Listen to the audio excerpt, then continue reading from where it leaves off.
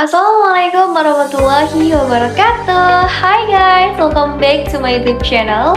First, let me introduce myself. My name is Berta Dinda. I am management student at Universitas Teknokrat Indonesia with ID study number 254119090. Okay, in this video I will be explain about you tentang perekonomian terbuka. Yap, pakai bahasa Indonesia aja. Jadi pada kesempatan kali ini saya akan menjelaskan kepada kalian tentang materi ekonomi makro tentang perekonomian terbuka. Apa sih perekonomian terbuka itu? Langsung saja kita masuk ke materinya. Tapi tunggu dulu, sebelum kita masuk ke materi, saya ingin mengajak teman-teman membayangkan sesuatu. Sekarang kita hidup di zaman yang semuanya serba terhubung. Kita bisa membeli barang dari luar negeri hanya lewat handphone. Kita memakai produk dari berbagai negara seperti HP dari Korea atau Cina, sepatu dari Amerika, makanan dari Jepang, bahkan menonton film dari berbagai negara. Sebaliknya, Indonesia juga menjual produk ke luar negeri seperti kopi, kelapa sawit, karet, hasil laut, sampai produk UMKM. Nah, hubungan ekonomi antar negara seperti inilah yang disebut dengan perekonomian terbuka, teman-teman. Jadi, suatu negara tidak hanya menjalankan kegiatan ekonomi di dalam negeri, tetapi juga melakukan hubungan ekonomi dengan negara lain. Dan ternyata, perekonomian terbuka sangat mempengaruhi kehidupan kita sehari-hari. Mulai dari harga barang, nilai tukar rupiah, lapangan pekerjaan, sampai kondisi ekonomi negara. Oke, maka dari itu di video kali ini saya akan menjelaskan materi perekonomian terbuka dengan bahasa yang santai dan mudah dipahami oleh teman-teman semuanya. Jadi anggap saja kita lagi ngobrol ya, santai tentang bagaimana negara-negara saling membantu dalam ekonomi. Kita bahas mulai dari yang pertama, yaitu tentang pengertian ekonomi terbuka. Apa sih pengertian ekonomi terbuka itu? Teman-teman, perekonomian terbuka adalah sistem ekonomi yang melakukan hubungan dengan negara lain melalui kegiatan ekonomi internasional. Artinya, suatu negara melakukan ekspor, impor, investasi asing, dan kerjasama ekonomi dengan negara lain. Kalau perekonomian tertutup hanya mengandalkan kegiatan ekonomi dalam negeri, maka perekonomian terbuka melibatkan dunia internasional. Contohnya lagi, Indonesia menjual barang ke luar negeri, seperti batu bara, minyak kelapa sawit, kopi, dan lain-lain.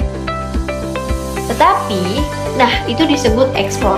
Tetapi Indonesia juga membeli barang dari luar negeri seperti mesin industri, mobil, elektronik, dan bahan baku lainnya. Kalau ini disebut dengan impor. Nah, karena adanya ekspor dan impor, Indonesia termasuk negara yang melakukan perekonomian terbuka. Sekarang hampir semua negara di dunia menerapkan perekonomian terbuka, teman-teman. Karena tidak ada negara yang benar-benar bisa memenuhi kebutuhannya sendiri. Misalnya Jepang, terkenal dengan teknologinya, tetapi di sana kekurangan sumber daya. Sedangkan Indonesia kaya akan sumber daya, tetapi masih membutuhkan teknologi dari negara lain. Karena itulah negara-negara saling bekerja sama. Terus apa sih ciri-ciri perekonomian terbuka? Nah, ada beberapa ciri dari perekonomian terbuka. Yang pertama, adanya ekspor dan impor. Ciri paling utama adanya perdagangan internasional, yaitu ekspor dan ekspor. Negara menjual barang ke luar negeri dan membeli barang dari dalam negeri. Contohnya, Indonesia mengekspor kopi ke Eropa dan mengimpor alat elektronik dari Cina. Yang kedua, adanya kerjasama internasional. Negara melakukan hubungan ekonomi dengan negara lain. Misalnya, kerjasama sama pedagang, investasi, atau pembangunan industri. Dan yang ketiga, adanya arus modal asing. Nah, perusahaan asing biasa menanamkan modal di satu negara, misalnya perusahaan luar negeri membangun pabrik di Indonesia. Akibatnya lapangan pekerjaan bertambah dan ekonomi tentunya berkembang. Dan yang keempat, dipengaruhi kondisi ekonomi di dunia. Karena terhubung dengan negara lain, kondisi ekonomi di dunia sangat mempengaruhi ekonomi dalam negeri. Misalnya, Saat harga BBM naik, di Indonesia juga pastinya akan ikut naik, teman-teman. Atau ketika ekonomi global menurun atau melemah, ekspor Indonesia juga bisa menurun. Nah, apa aja sih manfaat dari perekonomian terbuka? Kita bahas satu-satu. Perekonomian terbuka ini memiliki manfaat bagi suatu negara yang banyak banget, teman-teman. Kita bahas dari yang pertama, yaitu memperluas pasar. Dengan adanya ekspor, produk dalam negeri bisa dijual sampai ke luar negeri, artinya pasar menjadi lebih luas. Contohnya, produk kopi di Indonesia tidak hanya dijual di Indonesia, tapi juga sampai ke Afrika, ke Eropa. Nah, hal ini yang membuat pendapatan negara semakin meningkat. Yang kedua, menambah devisa negara. Devisa adalah perbedaan pendapatan negara dari luar negeri. Semakin banyak ekspor dilakukan, semakin besar devisa yang diperoleh. Devisa penting untuk pembangunan, pembayaran utang luar negeri, dan menjaga stabilitas ekonomi. Next, yang ketiga, meningkatkan lapangan pekerjaan tentunya. Ketika ekspor meningkat, perusahaan membutuhkan lebih banyak pekerja. Akibatnya, lapang kerja bertambah. Contohnya industri tekstil atau industri makanan yang memproduksi barang untuk ekspor biasanya membutuhkan banyak tenaga kerja. Dan yang keempat, mendapatkan barang yang tidak dapat diproduksi sendiri. Nah, tidak semua barang itu bisa kita produksi dalam negeri ya teman-teman. Karena itu negara kita melakukan impor. Contohnya, Indonesia masih mengimpor beberapa barang teknologi canggih dan mesin industri dari luar negeri. Next, yang kelima yaitu mendorong kemajuan teknologi. Karena adanya hubungan internasional, suatu negara bisa belajar teknologi baru dari negara lain.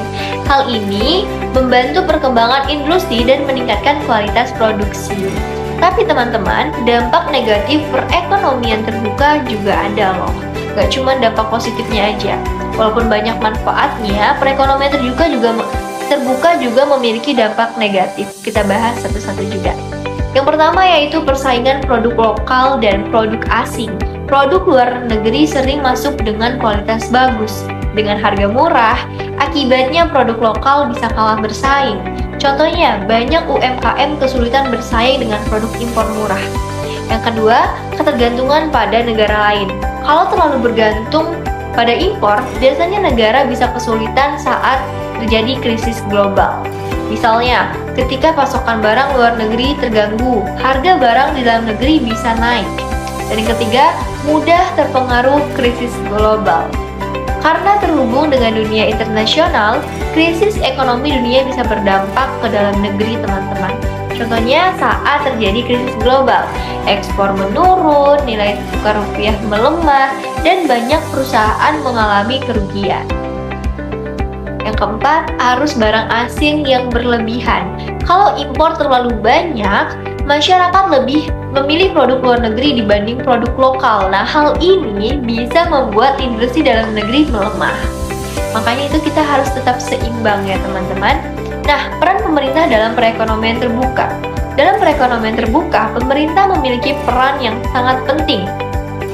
Pemerintah harus menjaga agar hubungan ekonomi internasional tetap bergantung menguntungkan negara.